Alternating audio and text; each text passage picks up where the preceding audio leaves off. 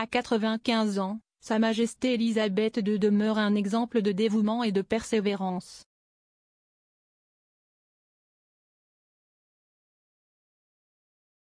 La preuve, ce mercredi 17 novembre, Rebecca English a annoncé une nouvelle qui pourrait bien calmer les esprits.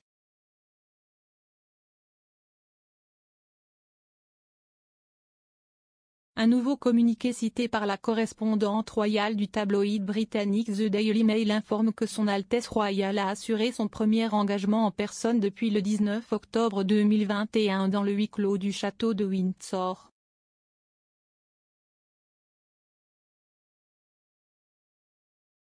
Elle a participé à une audience en tête-à-tête avec le général Sir Nicholas Carter, qui a récemment renoncé à sa nomination en tant que chef d'état-major de la défense.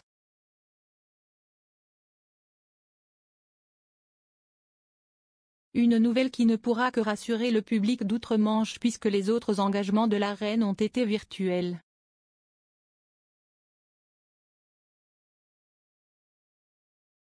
Sa Majesté Elisabeth II se porterait-elle mieux? Le doute plane encore.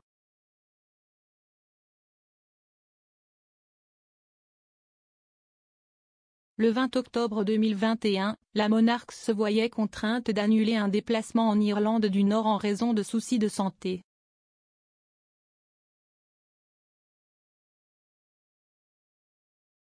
Elle a été hospitalisée pour des examens préliminaires au lendemain de sa décision, avant d'être sommée au repos.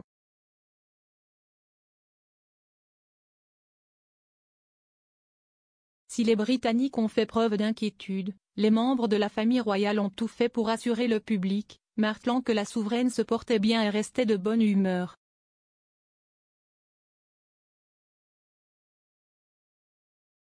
Cependant, dans un communiqué rendu public le 11 novembre 2021, il était révélé qu'elle ne se rendrait pas au traditionnel service du dimanche du souvenir au cénotaphe de Westminster, en raison d'un mystérieux mal de dos.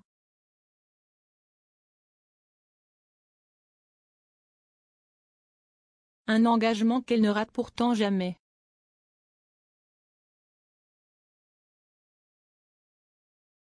Sa Majesté Elisabeth II, aucun de nous ne peut ralentir la course du temps. Elle effectue donc un retour discret sur le devant de la scène.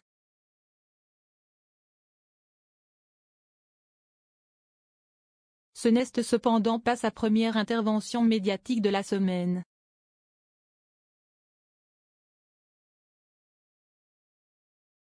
En effet, ce mardi 16 novembre, Sa Majesté Elisabeth II s'est aussi exprimée à travers un communiqué lu par son fils Edward de Wessex ce mardi 16 novembre, lors de l'ouverture du 11e synode général de l'Église d'Angleterre.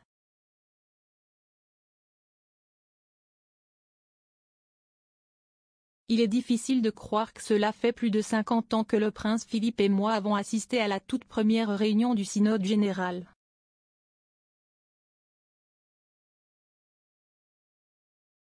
Aucun de nous ne peut ralentir la course du temps, et bien que nous nous concentrions souvent sur tout ce qui a changé au cours des années, beaucoup de choses restent inchangées, y compris l'évangile du Christ et ses enseignements, a-t-elle écrit.